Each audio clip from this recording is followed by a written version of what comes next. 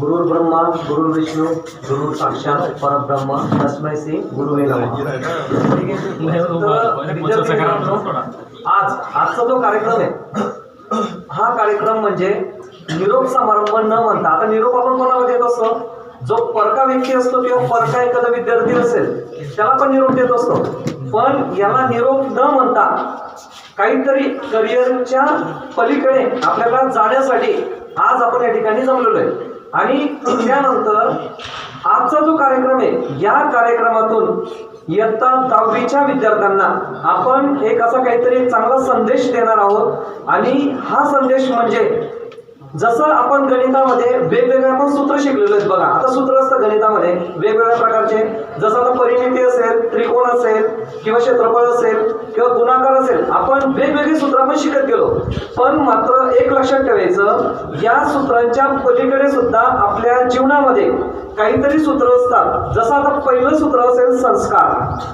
जसं तुम्ही 1ली ते 10वी पर्यंत जे शिक्षण घेतलं या शिक्षणातून आपण संस्कार हे सूत्र देखील आपण या ठिकाणी शिकलेलो आहोत। आणि संस्कार आपल्याला आई वडील पण देतात आणि त्यानंतर तुम्ही जास्तीत जास्त जो वेळ या ठिकाणी घालवतात हा वेळ म्हणजे काय? शिक्षकांच्या सहवासामध्ये। तुम्हाला प्रत्येक शिक्षक शिकवत असताना संस्काराची मूल्य सुद्धा तुम्हाला हे शिकवत असतात। म्हणून ज्या विद्यार्थ्याच्या अंगी हे संस्कार असले की त्या विद्यार्थ्याला यश हे नक्कीच मिळत असतं। त्यानंतर आत्मविश्वास हे सुद्धा आपल्या जीवनातील एक सूत्र आहे। आणि आत्मविश्वास, आता आत्मविश्वास म्हणजे काय? जेव्हा तुमचा स्वतःवरती विश्वास असेल तरच तुम्ही स्पर्धेमध्ये हे टिकू शकता। आणि हे टिकण्यासाठी तुम्हाला गुरु किंवा आई वडील यांची सर्वात जास्त मदत तुम्हाला ही घ्यावी लागते आणि तुम्हाला शिक्षक सुद्धा पूर्ण हे मदत करत असतात। त्यानंतर तिसरं सूत्र आहे ते आहे आपलं करिअर। करिअर म्हणजे काय? जसं आता तुम्ही 10वी या ठिकाणी पास आउट झाले की 10वी नंतर तुम्हाला 11वीला ऍडमिशन घ्यायचं असेल तर 11वीला सुद्धा वेगवेगळ्या फॅकल्टी असतात। जसं आता कॉमर्स असेल, त्यानंतर सायन्स फॅकल्टी असेल, त्यानंतर आर्ट्स फॅकल्टी असेल किंवा त्यानंतर डिप्लोमा असेल। तुम्ही कोणत्याही फॅकल्टीमध्ये जा, तुम्हाला प्रत्येक फॅकल्टीमधून यश हे मिळवता येतं। पण हे तुम्हाला केव्हा मिळवता येईल? जेव्हा तुम्ही स्वतःमध्ये आपल्या जीवनातील जे मूल्य असतात किंवा आपल्या जीवनातील जे काही सूत्र असतात, जसं विश्वास असेल, त्यानंतर संस्कार असेल किंवा त्यानंतर आत्मविश्वास असेल, या सर्वच्या सर्व जे मूल्य असतात किंवा विश्वास असतो हा तुमच्या स्वतःमध्ये तयार झाला पाहिजे। म्हणून एक लक्षात ठेवायचं, तुम्ही जसं आपल्या श्री गुरुदत्त हायस्कूलमध्ये तुम्ही ऍडमिशन घेतलं तर तुम्ही या ठिकाणी पूर्णपणे 5 ते 6 वर्ष या ठिकाणी शिक्षण घेतलं। आणि हे शिक्षण घेत असताना तुम्हाला आपल्या शाळेतील सर्व शिक्षकांनी अतिशय चांगल्या प्रकारे तुम्हाला शिक्षण हे आत्मविश्वासाने तुम्हाला या ठिकाणी शिकवलेलं आहे, हे लक्षात ठेवायचं। जसं तुम्ही आता या बिल्डिंग मध्ये बसलेले, या बिल्डिंगचा पाया जर पक्का असेल तर बिल्डिंग पडेल का? नाही। तशाच प्रकारे आपली जी 10वी असतं, 5वी ते 10वी हा सुद्धा आपला एक पाया असतो। आणि हा पाया जर तुम्ही पक्का केला तर नक्कीच तुम्ही पुढे यशाच्या पलीकडे जाऊन एक चांगलं करिअर तुम्ही घडवू शकता। आता या ठिकाणी मी तुम्हाला एक छोटीशी गोष्ट सांगणार आहे, म्हणजे उत्तर प्रदेशमधील एक रिअल फॅक्ट आहे। राकेश शर्मा म्हणून एक विद्यार्थी तुमच्यासारखा निरोप समारंभ, आणि निरोप समारंभामध्ये जेव्हा त्याला शिक्षकांनी एक चांगला असा संदेश दिला की तुम्ही 10वी नंतर जर तुम्हाला करिअर करायचं असेल तर तुम्हाला स्वतःमध्ये आत्मविश्वास हा निर्माण त्या ठिकाणी करावाच लागेल। ज्या दिवशी तुम्ही स्वतःवरती विश्वास ठेवला तर नक्कीच तुम्हाला त्या ठिकाणी यश प्राप्त होणार आहे। आणि नंतर मग त्या शिक्षकाने तुम्हाला किंवा त्या विद्यार्थ्याला असे काही मार्ग त्याने सांगितले की तुम्ही या ठिकाणी तुमचा पाया नक्कीच पक्का झालेला आहे। म्हणून एक लक्षात ठेवा, जेव्हा तुमचा पाया पक्का होतो तर नक्कीच तुम्हाला करिअर हे घडवता येतं। म्हणून तुम्हाला आजही सांगतो की तुमच्या समोर वेगवेगळ्या प्रकारचे आव्हान हे येत असतात। एक लक्षात ठेवायचं, जसं आता 10वीची बोर्डाची परीक्षा आहे हे सुद्धा तुमच्या समोर आव्हान आहे। आव्हान हे तुम्ही प्रामाणिकपणे कंप्लीट करा। अजून सुद्धा तुमच्याकडे वेळ आहे की आपल्याला जास्तीत जास्त टक्के पर्सेंटेज कसे मिळवता येतील हे लक्षात ठेवा। मग तुम्हाला ही जी गोष्ट सांगतोय मी, ही गोष्ट आहे एक 12वी फेल विद्यार्थ्याची। कोणती आहे? 12वी फेल विद्यार्थ्याची, की 12वी फेल विद्यार्थी सुद्धा एक IPS अधिकारी IAS अधिकारी होऊ शकतो, हे लक्षात ठेवा। तर त्या विद्यार्थ्याची परिस्थिती असते अतिशय गरिबीची। त्याच्या घरी त्याला खाण्यासाठी सुद्धा अन्न मिळत नव्हतं, गरिबीची परिस्थिती होती। आई वडील शेतकरी होते, त्यानंतर त्याची आजी पण घरी राहायची। आजी सगळं घर सांभाळायची आणि आई वडील शेतामध्ये कामाला जायचे। कधी कधी काम मिळायचं नाही तर अन्न पण मिळायचं नाही। पण त्या विद्यार्थ्याने एक लक्षात घेतलं की त्याने जे शिक्षण घेतलेलं होतं 1ली ते 10वी पर्यंत, त्याला त्या गोष्टी आठवत गेल्या की प्रत्येक तासाला शिक्षक यायचे आणि शिक्षक आम्हाला शिक्षणाच्या व्यतिरिक्त करिअर कसं घडवता येईल, आत्मविश्वास कसा निर्माण करता येईल याचं मार्गदर्शन ते शिक्षक करत जायचे। आणि मग नंतर त्याला 12वी जेव्हा तो नापास होतो त्याला आठवलं की मला 5वी ते 10वी किंवा 1ली ते 10वी ज्या ज्या शिक्षकांनी शिकवलं त्या शिक्षकांनी शिक्षण देत असताना एक चांगलं असं करिअर घडवण्यासाठी मार्गदर्शन केलं। आणि त्या गोष्टी आठवल्यानंतर तो 12वी नंतर दिल्ली या ठिकाणी IPS आणि IAS अधिकारीची तयारी करण्यासाठी तो जातो। आणि तिथे गेल्यानंतर जेव्हा तो एका स्टँडर्ड क्लासमध्ये जातो, क्लासमध्ये गेल्यानंतर त्याच्या पायामध्ये साधी पॅरागॉन चप्पल, त्यानंतर अंगावरती फाटलेले कपडे, तर अशी त्याची परिस्थिती होती। परंतु त्याच्यामध्ये आत्मविश्वास हा पूर्णपणे होता आणि त्याचा स्वतःवरती विश्वास होता। जेव्हा तो त्या ठिकाणी तिथल्या ऑफिस मध्ये गेल्यानंतर त्या क्लासमध्ये जेव्हा त्यांनी फी विचारली तर एका वर्षाची त्या ठिकाणी फी होती 1 लाख रुपये।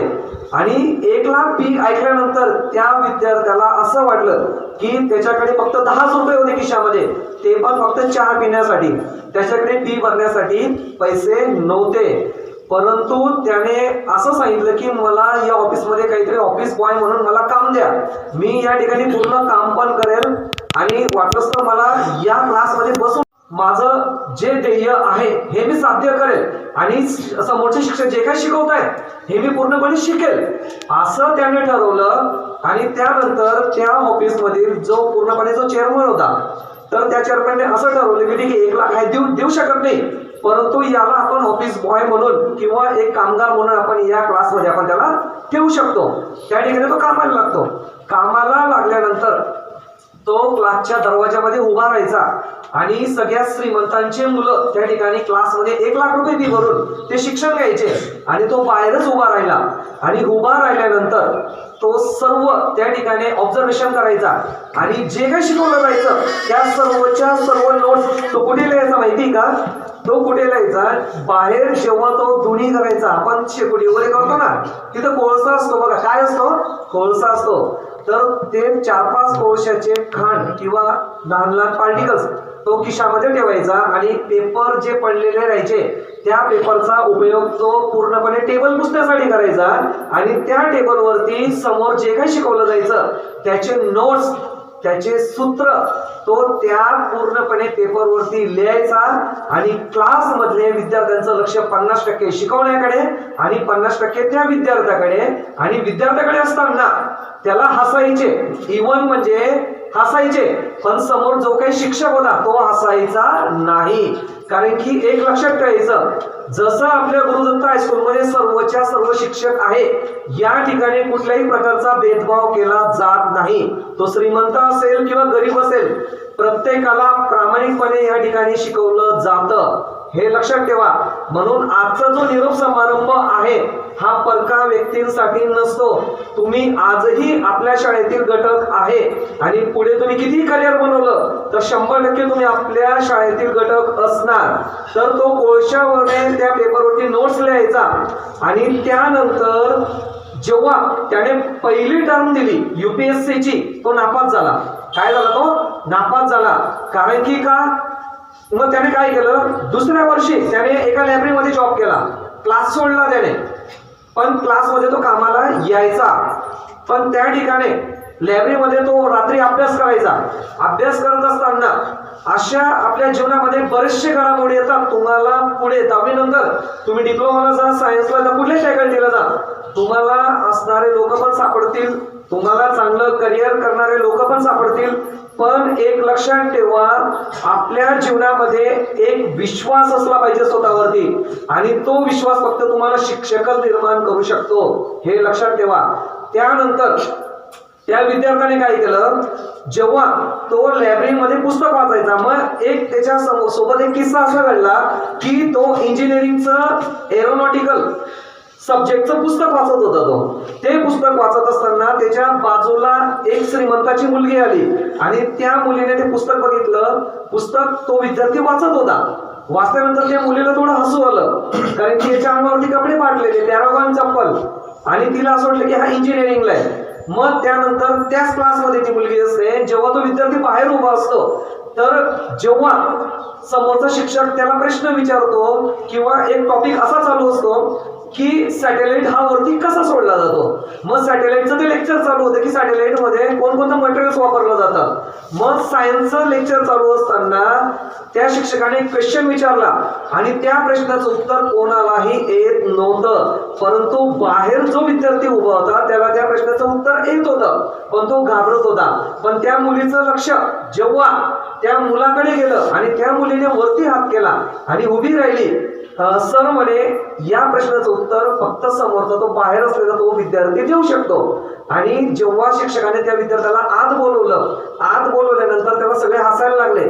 पण जेव्हा तो प्रश्न विचारला, त्या प्रश्नाचं उत्तर त्या क्लासमध्ये 1,00,000 रुपये फी भरून कोणाला येत नव्हतं, परंतु त्या विद्यार्थ्याने त्या प्रश्नाचं उत्तर अतिशय असं स्पष्टीकरण दिलं. आणि त्यानंतर तो खडू उचलला आणि खडूने सर्व रिॲक्शन सुद्धा त्या ठिकाणी अतिशय स्पष्ट त्या विद्यार्थ्याने लिहिलं. आणि मग नंतर जे हसणारे होते त्या विद्यार्थ्यांचे सगळे चेहरे उतरले की आपण 1,00,000 रुपये फी भरून सुद्धा, कारण की त्याचा स्वतःवरती विश्वास नव्हता. एक लक्षात ठेवा, आपला मित्र कोण असला पाहिजे, पुस्तक असलं पाहिजे. आपला मित्र कोण असला पाहिजे, पुस्तक. एक लक्षात ठेवा, श्रीमंत गरीब या ठिकाणी कुठलाही भेदभाव मनात न ठेवता तुम्ही पुस्तकाला मित्र बनवा, नक्कीच तुमचं करिअर या ठिकाणी घडणार आहे. आणि जेव्हा त्याने प्रश्नाचं उत्तर दिलं तेव्हा त्या विद्यार्थ्याला अतिशय आनंद झाला आणि दुसऱ्या दिवसापासून त्याला क्लासमध्ये बसण्याची परवानगी देखील दिली. आणि त्यानंतर जे सर्व विद्यार्थी त्या ठिकाणी बसलेले होते सर्वांनी कॉन्ट्री केली आणि त्या विद्यार्थ्याची 50% फी भरली. आणि फी भरल्यानंतर त्या विद्यार्थ्याने सगळ्यांना एक प्रॉमिस केलं की ज्या दिवशी मी IPS अधिकारी किंवा IS अधिकारी बनेल, मी माझ्या पहिल्या पगारातून तुमच्या सर्वांची फी मी परत करेल. त्याने असं प्रॉमिस केलं. आणि त्यानंतर तिसऱ्या आयटम मध्ये तो विद्यार्थी जेव्हा निकाल लागल्यानंतर सर्वात पहिला नंबर त्या विद्यार्थ्याचा आला. आणि अशा प्रकारे क्लासमध्ये पण बाकीचे विद्यार्थी पास झाले, पण सगळ्यात टॉपर विद्यार्थी कोण होता, राकेश शर्मा. एक लक्षात ठेवायचं, म्हणजे त्याने स्वतःवरती विश्वास ठेवला. आणि मग नंतर त्याला आठवलं की मी 5वी ते 10वी ज्या शाळेमध्ये मी शिक्षण घेतलेलं होतं, आणि नंतर त्याने सर्व गोष्टी आठवल्या की ज्या ज्या शिक्षकांनी प्रत्येक विषय जो शिकवला तो शिकवत असताना त्याला अतिशय चांगल्या प्रकारे असं मार्गदर्शन केलं. आणि मार्गदर्शन करून त्याने सर्व गोष्टी आठवल्या. आणि जीवनामध्ये जसं मी तुम्हाला सांगितलं की आपण गणितामध्ये वेगवेगळे सूत्र आपण या ठिकाणी शिकत असतो, इंग्लिशमध्ये आपण ग्रामर हे शिकत असतो, मराठीमध्ये आपण ग्रामर शिकतो. अशाच प्रकारे आपल्या जीवनामध्ये सुद्धा सूत्र असतात. विश्वास, संस्कार, करिअर हे सर्व जे सूत्र असतात यांच्यावरती तुम्ही विश्वास ठेवा आणि नक्कीच तुम्हाला या ठिकाणी यश मिळेल. मी आज या ठिकाणी जो निरोप समारंभ आहे, मी 10वीच्या विद्यार्थ्यांना एकच सांगेल की जरी तुम्ही या ठिकाणी तुम्हाला असं वाटत असेल की 10वी संपलं म्हणजे आपण शाळा सोडून चाललो, तुम्ही रडू नका. मध्ये मध्ये माईक पण रडतोय, मध्ये मध्ये माईक लाईट जाते ना, हा ठीक आहे, तर तुम्ही रडू नका. उलट तुम्ही या ठिकाणी हसलं पाहिजे की या ठिकाणी मी काहीतरी ध्येय या शाळेतून मी घेऊन जाणार आहे. आणि हे ध्येय कंप्लीट केल्यानंतर तुम्ही या शाळेमध्ये या, जेव्हा तुम्ही काहीतरी बनणार तर नक्कीच तुम्ही बनल्यानंतर या शाळेला भेट द्या आणि प्रत्येक शिक्षकाचा एक आशीर्वाद घ्या. आशीर्वाद घेतल्यानंतर तुम्हाला अजून पुढे चांगलं जीवन कसं जगायचं हे सुद्धा ध्येय तुम्ही नक्कीच पूर्ण करणार. आणि स्वतःच्या जीवनामध्ये जे काही आव्हान असेल ते प्रामाणिकपणे पूर्ण करा. म्हणून या शाळेमधून तुम्ही जे काही शिकले याचा नक्कीच तुम्ही फायदा करून घ्या. हा फायदा तुमचं करिअर नक्कीच घडवून देईल. म्हणून आज मी या ठिकाणी निरोप घेताना तुम्हाला बेस्ट लक पण देतो आणि नक्कीच तुम्ही करिअर घडवणार. Thank you so much.